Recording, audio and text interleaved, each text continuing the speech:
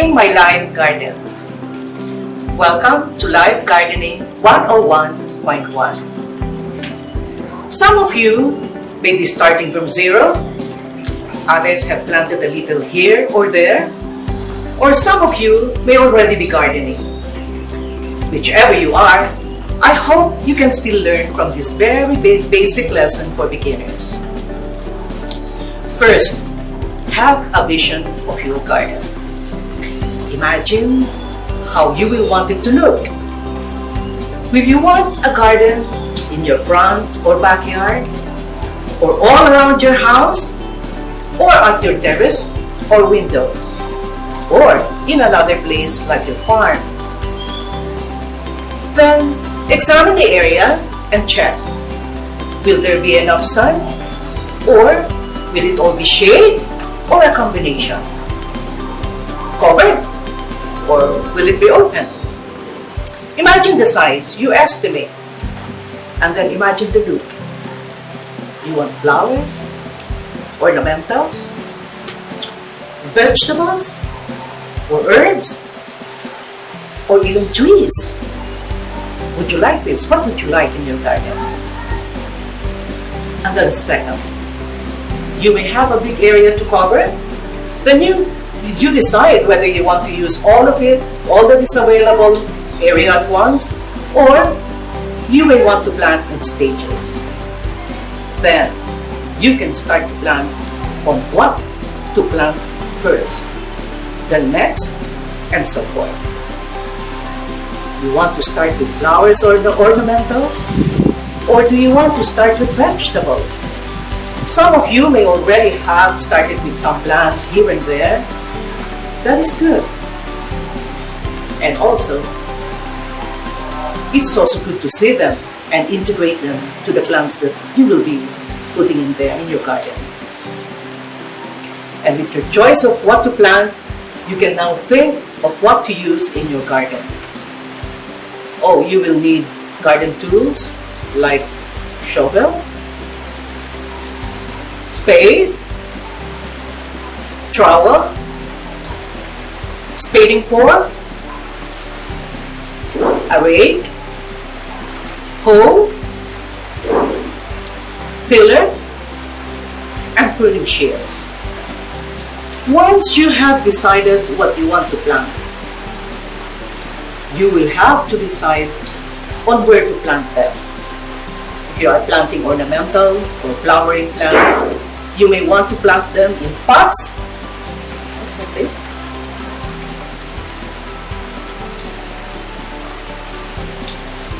And this is how I will do it. You know, when you're going to use pot or you're going to use container, make sure that there is proper drainage. There will be no waterlogging. It depends on the size of the hole in the pot. So, like this one, maybe I think this is a little too big. I think this is the hole is too big. Okay. So what I would like to do now, I don't really want to waste anything. So I even keep the broken pots, and I would like to put it here, there, and then that is when I would put. And then I would like, then it's ready for me to put the soil.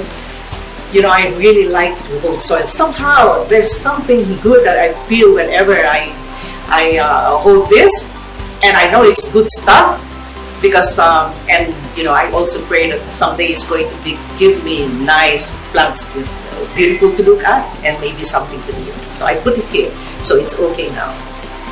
And this is where. Now this is ready to use. You know, the combination of this is the combination of this potting mix. This is especially good for vegetables. It's a combination. The ingredients are cocoa peat, vermicast, and carbonized rice hull. Carbonized rice hull, by the way, is from rice.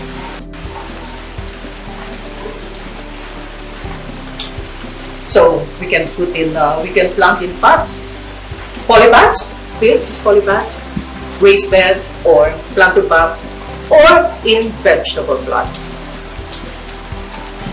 This will depend on how much vegetables you want to plant. You know, I would like to say that I will plant the vegetables that I like to eat and my family would like to eat. Okay? So for some vegetables like okra, sitaw or beans, squash, ampalaya, and others, you may want to plant it direct on the ground or in containers. Now, we are here and we are prepared to plant these coriander seeds. You see this nice plot here. It's enriched with compost, so it's just the perfect growing place for this special vegetable, coriander. So this is how we're going to do it. So I pour, yeah, okay. And I use this.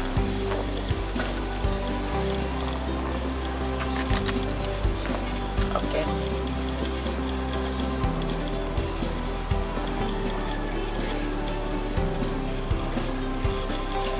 So let's do another one.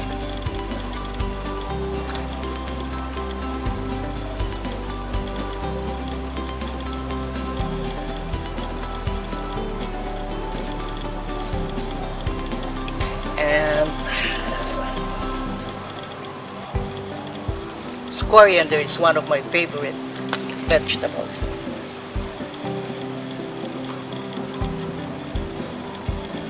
Okay, there you are. So I showed you the mixture of the soil that we use for planting the vegetables, and so they're here now. And let me. Okay, we're going to plant lettuce seeds, and what I would do is press a little, and I would put 2 seeds there. Maybe I can press some more, and so I can go on. Planting maybe several pieces there. There we go. So it's going to look like this. So I'm going to fill this up and follow it like this. And then the miracle begins, and after a few days you're going to see this. It starts to germinate and they become little plants. And after that, this is how it's going. As the days would go by, this is how it's going to look like. So isn't this very, very interesting?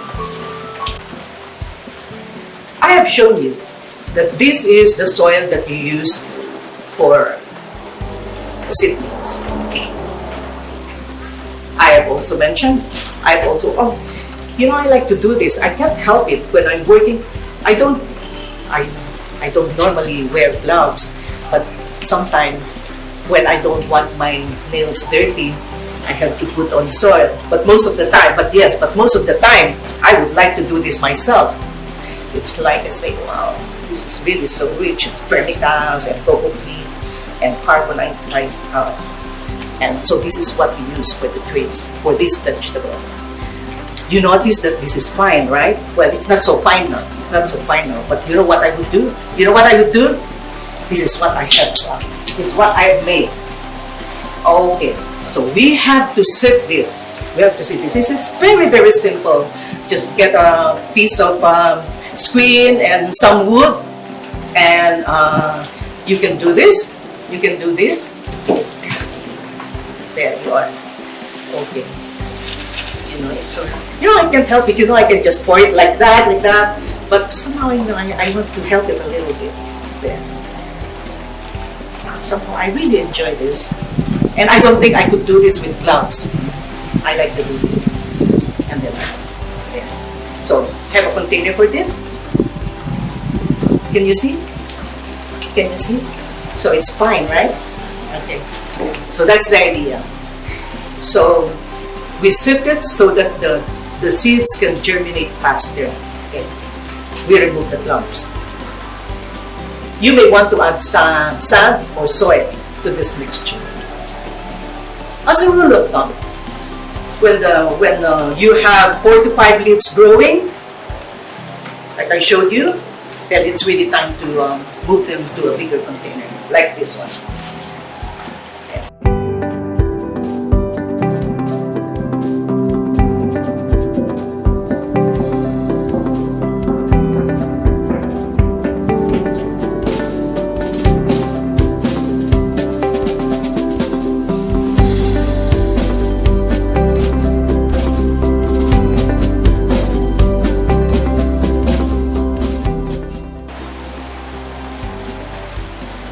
important consideration is water. Rainwater or deep well water is the best, especially for vegetables. Why? It's because it has no chlorine.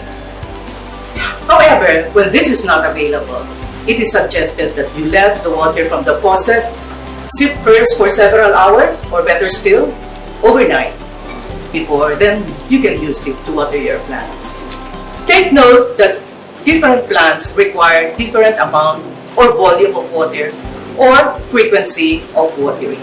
Observe this and learn from your experience. But initially, make sure that the pots or the containers you use will not retain much water. I think I mentioned that. And that there is sufficient drainage. I think I mentioned that. What about this? Lots of holes. Oh, I can fix this. That is why I always have something handy. I have net and I put it here. This used to be a container for orchid, but now I just put the net. There you are. And I put more nice,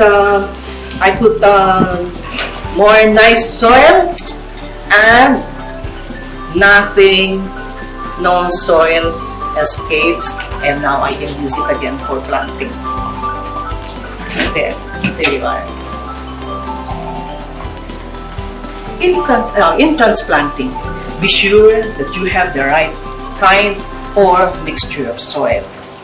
Different plants have different requirements, different recipes, different proportions. Otherwise, your vegetable may not be as healthy as expected, or they may not even survive.